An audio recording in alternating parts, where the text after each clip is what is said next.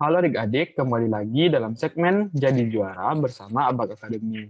Nah, dalam episode kali ini, kakak mau bahas beberapa soal tentang IPBA, Ilmu Pengetahuan Bumi dan Antariksa. Yang mana soal-soal yang kakak bahas kali ini, kakak ambil dari soal KSM tingkat kabupaten tahun 2019.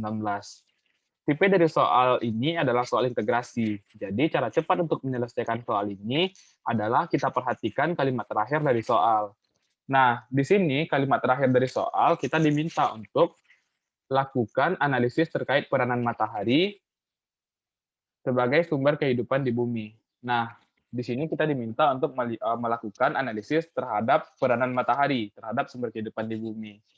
Nah, ketika kita perhatikan pilihan A, B, C, dan D, di sini terdapat perbedaan yang paling mencolok, yaitu tentang kandungan utama dari matahari.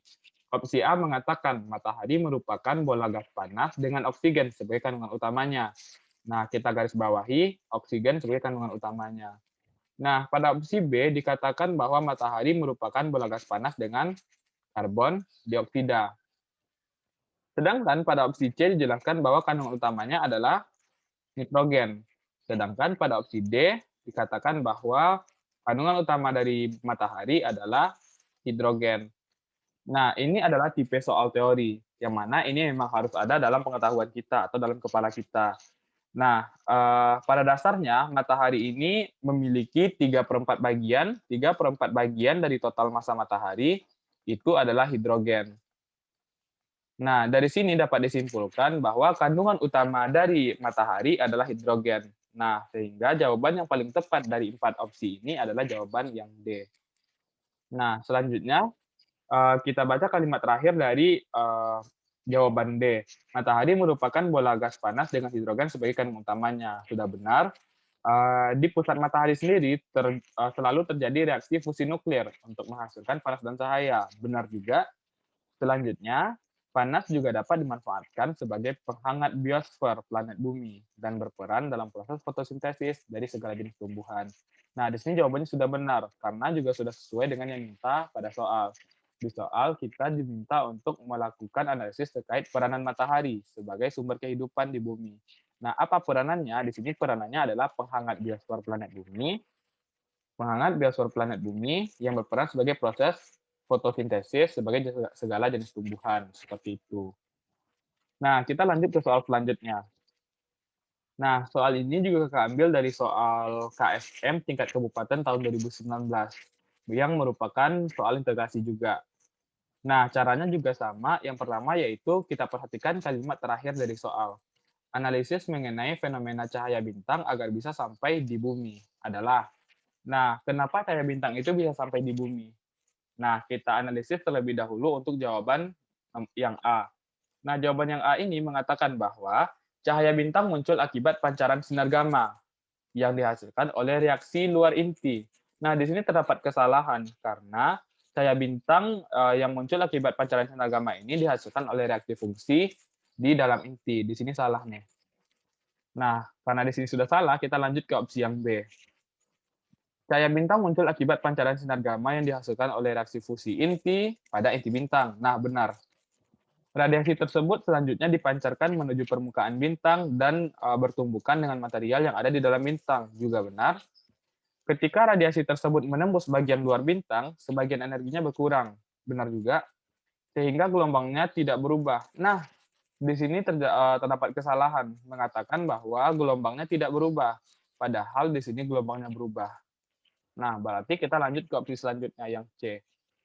Cahaya bintang muncul akibat pancaran sinar gamma yang dihasilkan oleh reaksi fusi inti pada luar bintang. Nah, pada kalimat pertama ini, pada jawaban C sudah terdapat kesalahan, yaitu di sini dikatakan pada luar bintang, seharusnya terdapat pada dalam bintang. Nah, kita lanjut ke opsi D. Kalau A, B, C sudah salah, di sini juga salah. Sini salah, di sini salah, kemungkinan yang D ini benar. Cahaya bintang muncul akibat pancaran sinar gamma yang dihasilkan oleh reaksi fusi inti pada inti bintang. Benar. Radiasi tersebut selanjutnya dipancarkan menuju permukaan bintang dan bertumbukan dengan material yang ada dalam bintang. Benar juga. Ketika radiasi tersebut menembus bagian luar bintang, sebagian energinya berkurang. Benar. Sehingga gelombangnya berubah. Nah, di sini benar. Tadi dia opsi B ini tidak berubah. Sebenarnya dia berubah. Berarti ini udah benar. Berubah menjadi cahaya tampak. Energi cahaya yang dipancarkan bintang masih cukup besar, sehingga dapat menembus ruang angkasa dan sampai ke bumi. Nah, jadi jawaban yang benar pada soal ini adalah jawaban yang D. Seperti itu.